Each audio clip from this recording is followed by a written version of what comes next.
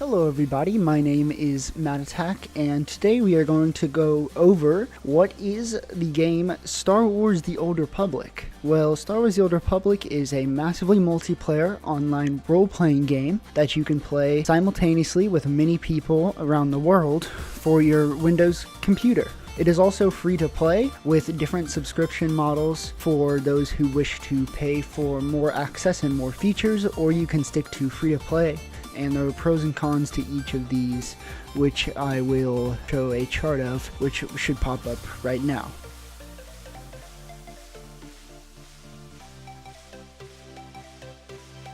Okay, so now that we have that done with, let's go look at the website.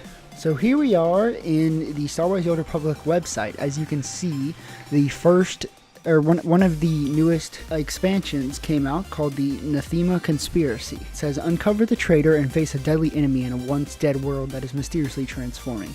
And up here, you can see it says Play Premium. That is, if we click on that, it will take us to the subscription model. Here is the subscription if we want to use it. And I will also pull up a chart that shows us the different subscription models and their pros and cons.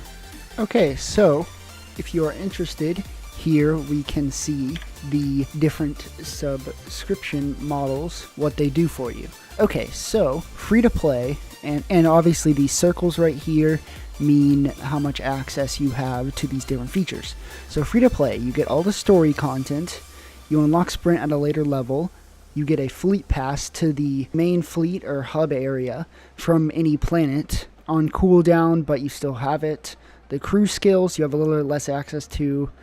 Game login, you do not have priority. Bank/cargo hold, you don't have as much. Credit cap. As you can see, it says make any purchase of $4.99 to upgrade to preferred status, which is very good, and I think you should do this if you consider playing the game more.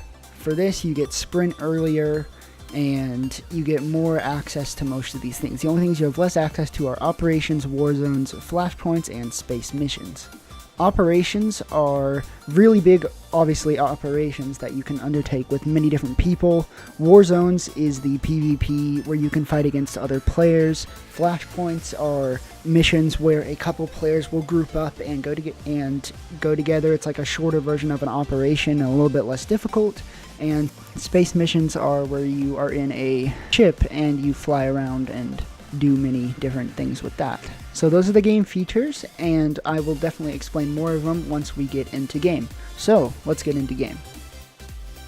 Hello everybody, we are now in the game, and I have cut out my face cam for more clarity on your part so you can see more about what is going on. So when you should first launch the game after you have created an account and downloaded the launcher, which is on the website, I can show you if you need help, just let me know. So it says, Star Wars The Old Republic, select a server upon which to begin your Star Wars adventure. You can create multiple characters across different servers. So, that's exactly what it says. And these are the different servers. There used to be more, but they were merged to become more simplified in a recent update. So there are 3 English servers, 1 French, and 1 German server, all in North America and Europe. As you can see, I have 6 characters on Satele Shan server and 8 characters on the Starforge server. I am going to select the Satele Shan server, as this is my main server where most of my higher level characters are.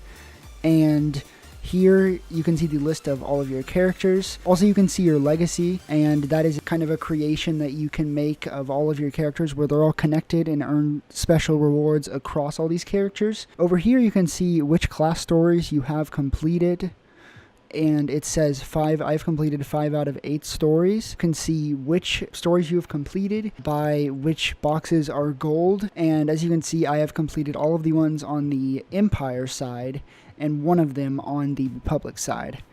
And also in the character selection, you can see with the red icon whether you are Empire or Republic, and then you can see where your character is, their name, their level, and their specific class. So I am also preferred status, as we went over before. That is halfway between free to play and full subscriber. So that means I have bought something, but I don't have an active subscription. So now we can go into a create character. You can either do the Knights of the Eternal Throne if you have a level boost, so that's the newest expansion that you can jump into if you have a level boost, which I believe you get for subscribing. I'm not exactly sure. You also have Knights of the Fallen Empire, which is the expansion before that, the prequel to Knights of the Eternal Throne, and that also requires a level boost. And then you can also just do Star Wars: The Old Republic, which is what we will be doing. It says, join the fight for the galaxy as you side with the Galactic Republic or the Sith Empire to embark on one of 8 exciting class stories. So as you see, if we click Create Character, we can choose the Galactic Republic, which is obviously the good guys, or the Sith Empire, which is the bad guys. So I'm just going to choose one as an example for our creating a character. So we go into here, let's say you can see the 4 classes: Jedi Knight, Jedi Counselor, Smuggler, and Trooper. And then if we see in here, as I mouse over them, there are 2 subclasses that you can choose for each individual class. So for example, on the left here, for a Jedi Knight, you can be a Jedi Guardian or a Jedi Sentinel. And if you need more information about the class, it is up top. So we can see in the up top right here, it says Jedi Guardian, a wall between the good people, the Republic, and their enemies. The Guardian stands firm in the face of overwhelming odds and dares opponents to attack. And there's the story for that class. And if you need more information, you can click up here. There is the equipment, what equipment the class would get, and what abilities they will use. The advanced classes, which is, these are the 2 classes that you are choosing from in the bottom right here, the Jedi Guardian and the Jedi Sentinel. And it says in the top what they do and what they wield. So for example, the Jedi Guardian has 1 lightsaber and is more of a tanky character or damage dealer. And the Jedi Sentinel wields 2 lightsabers and they are our damage dealer. And these are 3 disciplines you can go into, which are basically like combat styles. They are like what abilities that you have. And as you can see, if we mouse over them, it says roll tank. It focuses on keeping enemy attention. Damage, obviously, damage, lowering the health of enemies. And then also there is healer that is not on here. But a healer obviously heals their allies. And you can see which equipment you're using, the armor type, their main stat, and what resource they use when they're using abilities. That is your public side. And if we go back just to finish it up, we have the Sith Empire, and you can choose between a Sith Marauder, which is lightsabers, Sith Juggernaut, which is like a 1 lightsaber tank. That was the Sith Warrior. Sith Inquisitor has the Sith Sorcerer, which is using Force and Force Lightning techniques.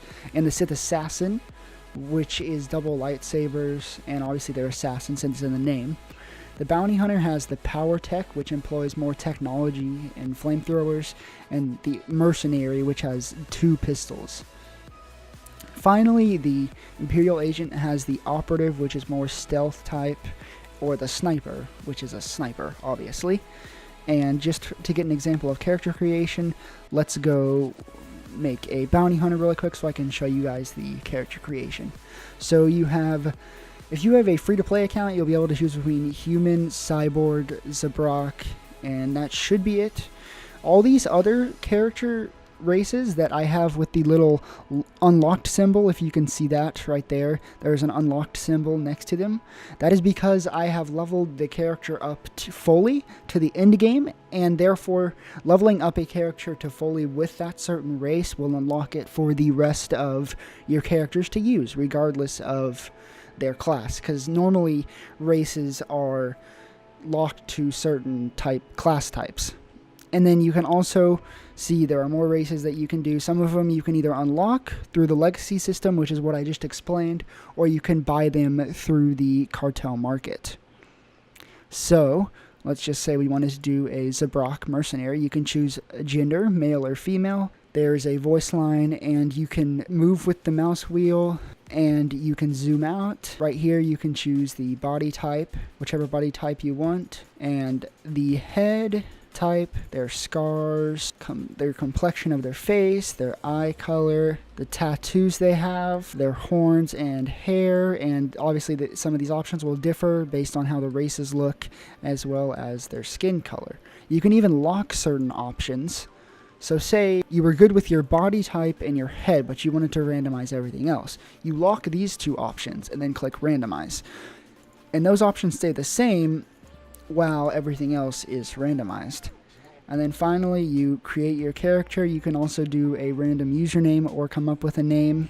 And then that is it. And we should be able to click play and get into the world. So that is my very beginner's guide for Star Wars: The Old Republic.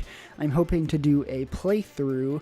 Not exactly sure which class I will be doing, but I will let you guys know in the upcoming videos. If you have any more questions, please feel free to let me know in the comments below, and I hope you all have a wonderful day.